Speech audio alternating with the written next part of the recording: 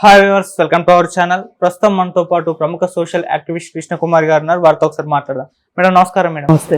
Madam, తనని పెళ్లి చేసుకోవాలని చెప్పేసి ఒక అమ్మాయి, త్రిష అని ఒక అమ్మాయి, ఒక టీవీ ఛానల్ యాంకర్ ని ఇవాళ కిడ్నాప్ చేసిన ఘటన వెలుగులోకి వచ్చింది మేడం. సో అతను తప్పించుకొని పోలీసుల చెంత కూడా చేరడంట. మరి ఈ ఇన్సిడెంట్ లో ఎటువంటి విషయాలు బయటపడ్డాయి, అసలు ఏం జరిగింది మేడం? ఇప్పుడు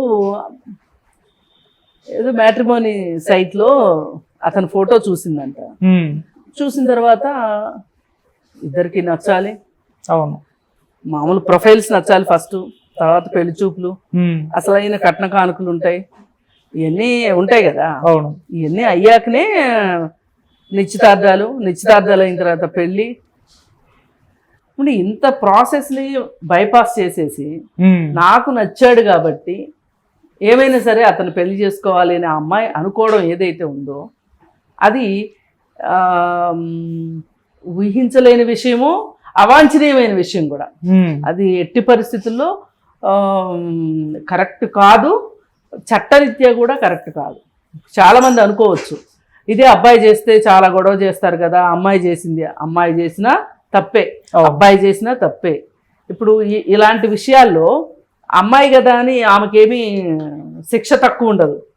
ఇదే కిడ్నాప్ అబ్బాయి ఒక అమ్మాయిని చేస్తే ఏ విధమైన శిక్ష ఉంటుందో అమ్మాయి చేసినా అమ్మాయికి కూడా అదే రకమైన శిక్ష ఉంటుంది.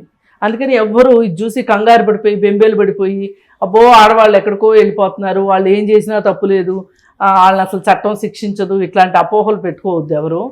ఇండియన్ పీనల్ కోడ్ ప్రకారం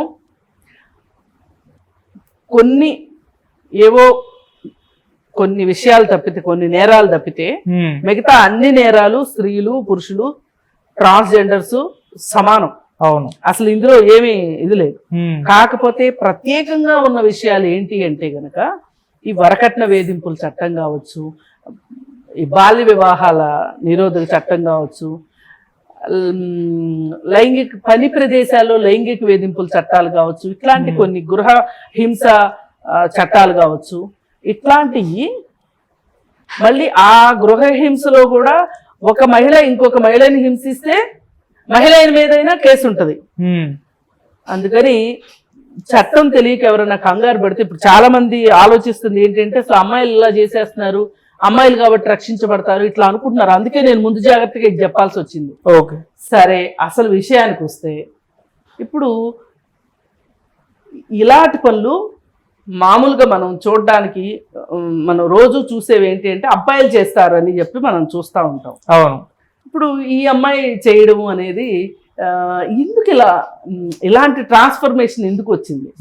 ఇప్పుడు అమ్మాయిలు కూడా హత్యలు చేస్తున్నారు, అమ్మాయిలు కూడా మోసాలు చేస్తున్నారు, ఆర్థిక నేరాలు చేస్తున్నారు, అలాగే కుటుంబ హింసలో పాలు పంచుకుంటున్నారు. ఇది పాత విషయమే కావచ్చు, కానీ ఇలాంటి ఘటన ఈ మధ్య కాలంలో మనం ఎక్కడ చూడలేదు.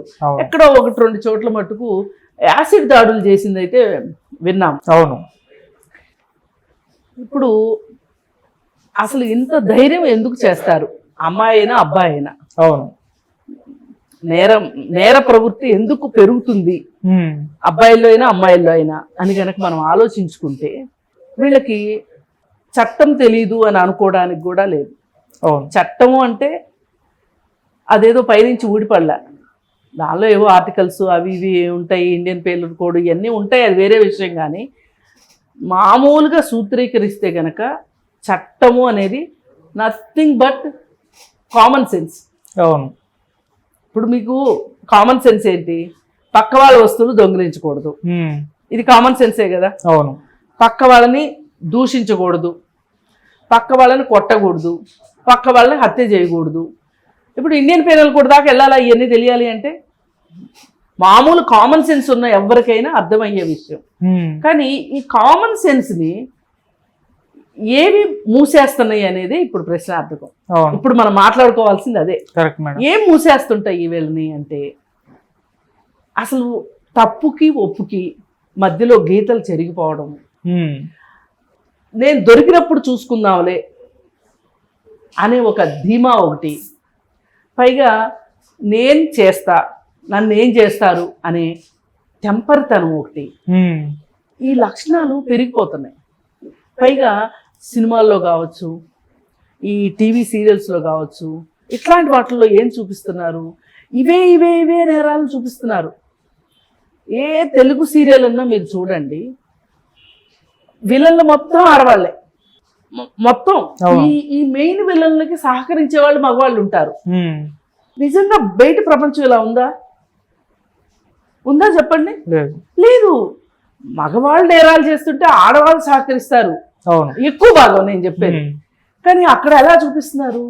ఇవన్నీ చూసేసరికి ఏంటి అంటే అసలు ఆ తప్పొప్పుల మధ్యలో గీతలు చెరిగిపోయి ఏమైనా చేయొచ్చు అనే ఒక తత్వం పెరిగిపోతుంది.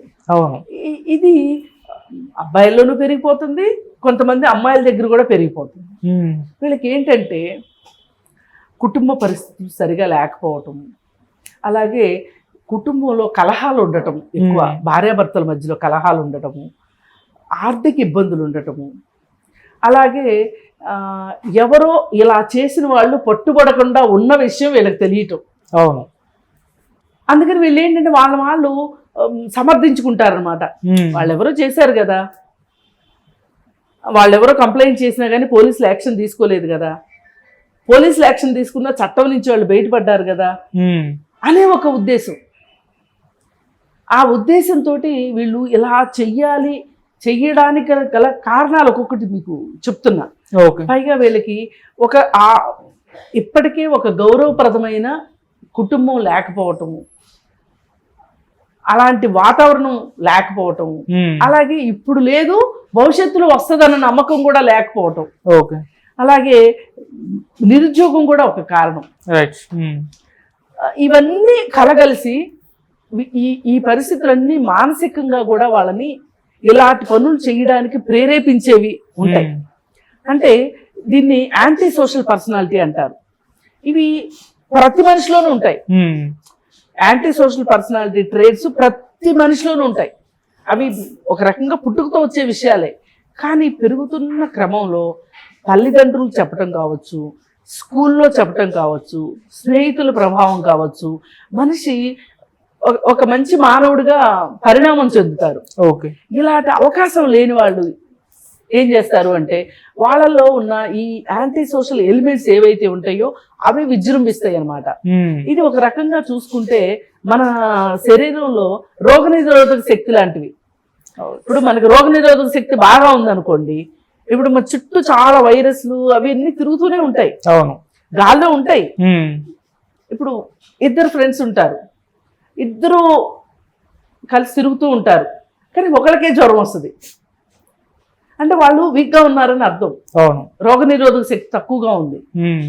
ఈ రోగనిరోధక శక్తి ఎప్పుడైతే తగ్గుతుందో మన మీద ఎట్లా అయితే వ్యాధులు మన మీద దాడి చేస్తాయో ఇప్పుడు ఇవి కూడా అట్లాంటివి అన్నమాట. ఈ యాంటీ సోషల్ ఎలిమెంట్స్ మన దగ్గర ఎక్కువైపోయినాయి అనుకోండి, మనకి ఒక ఆశావహమైన జీవితం కానీ ఆశావహమైన దృక్పథం కానీ మనకు లేవనుకోండి, ఏముంది నాకు పోవటానికి అనే ఒక నిరాశ వచ్చేస్తుంది. ఆ నిరాశలో నుంచి ఏమైనా చేయొచ్చు అనిపిస్తుంది. పైగా కొన్ని చోట్ల కొంతమంది రౌడీలు చాలా కీర్తింపబడతా ఉంటారు. అవి చూసి వీళ్ళకి ఏమనిపిస్తుంది అంటే మనం కూడా అలా చెయ్యాలి అంటే రోల్ మోడల్ని ఎంచుకునే దగ్గర మన చుట్టూ ఉన్న రోల్ మోడల్స్ని బట్టే మనం ఎంతో కొంత ప్రభావితం అవుతూ ఉంటాం. ఆదర్శ వ్యక్తులు అంటారు కదా, మన చుట్టూ ఉన్నారనుకోండి ఎవరన్నా, మనకేమనిపిస్తుంది ఇలా అవ్వాలి అనుకుంటాం. అలాంటి పరిస్థితి లేనప్పుడు వీళ్ళకి ఆల్రెడీ యాంటీ సోషల్ ఎలిమెంట్స్ వీళ్ళ మనస్తత్వంలో ఉన్నప్పుడు ఇంకా వాళ్ళు ఇలాంటి పనులు చేయడానికి సాహసిస్తారనమాట. అసలు ఎందుకు ఇలా సాహసం ఎందుకు వస్తుంది అంటే చుట్టూ పరిస్థితులు, వీళ్ళు ఇలా ఉంటే కూడా నీకేం అవ్వదు అని ఇచ్చే భరోసా ఒకటి, మంచిగా ఉంటే నాకు మంచి జరుగుతుంది అనే నమ్మకం లేకపోవటము, ఇవన్నీ కలగలిసి వ్యక్తులు ఇలా తయారవుతారు. ఇలా తయారైన వ్యక్తులే ఇప్పుడు చీటింగ్లు చేయటానికి కానీ, మోసాలు చేయటానికి కానీ, దారి దోపిడీలు చేయటానికి కానీ, అలాగే ఇప్పుడు ఆన్లైన్ మోసాలు చేస్తూ ఉంటారు. వీళ్ళందరూ ఏంటి అంటే మనం దొరకం కదా, దొరికినప్పుడు చూసుకుందాము అనుకునే మనస్తత్వం.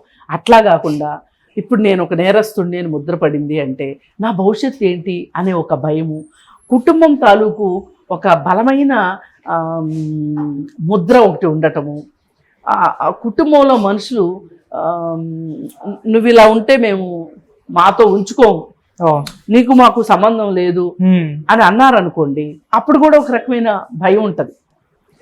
ఏది ఏమైనప్పటికీ చిన్నతనంలో పెన్సిళ్ళు రబ్బర్లు దొంగతనాలు చేసే దగ్గర నుంచి ఆ అలవాట్లు మానుకుని చక్కగా మంచిగా అయ్యేవాళ్ళు కొంతమంది ఉంటారు. అప్పుడు నన్ను ఎవరూ ఏమీ అనలేదు, తల్లిదండ్రులు ఏమీ అనలేదు అనే ఉద్దేశంతో అలాగే చేయటానికి, అలాంటి ఉద్దేశాలు స్థిరపరుచుకునే వాళ్ళు ఉన్నప్పుడు ఇలాంటివి జరుగుతూ ఉంటాయి అన్నమాట. ఇది ఒక రకంగా మానసిక సమస్య అని కూడా అనుకోవచ్చు. ఓకే, మనం అలా కూడా చూడొచ్చు.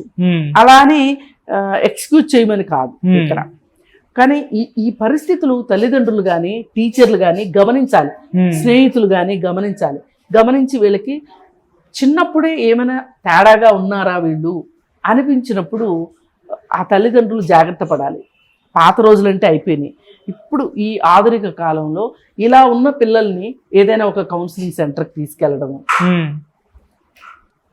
తీసుకెళ్తే వాళ్ళ మనస్తత్వాన్ని ఎంతో కొంత మారుస్తారు. ఇప్పటి వరకు వీళ్ళు నమ్ముతున్న నమ్మకాలు ఏవైతే ఉన్నాయో ఈ నమ్మకాలు సరైనవి కాదు, దీనివల్ల నీకు నష్టం జరుగుతుంది, నువ్వు నీ జీవితంలో నువ్వు ఒక మంచి మార్గంలో వెళ్ళాలి అనుకుంటే గనక ఇలాంటివన్నీ నువ్వు వదిలిపెట్టకపోతే కష్టము అని చెప్పగలిగే ఓర్పు నేర్పు కౌన్సిలర్లకు ఉంటుంది. ఇలా చేయాల్సిన అవసరం ఉంటుంది. ఇప్పుడు టీచర్ ఏదైనా కోపడ్డారనుకోండి స్కూల్లో, అసలు వెళ్ళి టీచర్నే ఇష్టం వచ్చినట్టు మాట్లాడేసామనుకో మనం, అది పిల్లాడి ముందు. ఇప్పుడు పిల్లాడికి ఏముంటుంది, నేను ఏం చేసినా నాకు నా ఇంట్లో వాళ్ళు సపోర్ట్ ఇస్తారు అవును అనే ఒక నమ్మకం వచ్చేస్తుంది. ఆ నమ్మకం కనుక వచ్చింది అంటే ఇంకా ఆ రోజు అతని జీవితం రోడ్ నెంబర్ 2లో బంజారాయిల్స్ రోడ్ నెంబర్ 2లో వెహికల్స్ని ఆపి లిఫ్ట్ ఇమ్మని అడుగుతుందంట. లిఫ్ట్ ఇమ్మని అడిగి లిఫ్ట్ ఇచ్చిన తర్వాత కొంత దూరం తీసుకెళ్ళిన తర్వాత వాళ్ళని ఇక్కడ ఆపమని అడిగి డబ్బులు ఇమ్మని అడుగుతుందంట. నేనెందుకు ఇవ్వాలి అంటే, నువ్వు నన్ను నా బట్టలు చింపావని, నువ్వు నన్ను తిట్టావని, నువ్వు కట్టావని అందరికీ నేను చెప్తాను అంటే, ఇంకా చచ్చినట్టు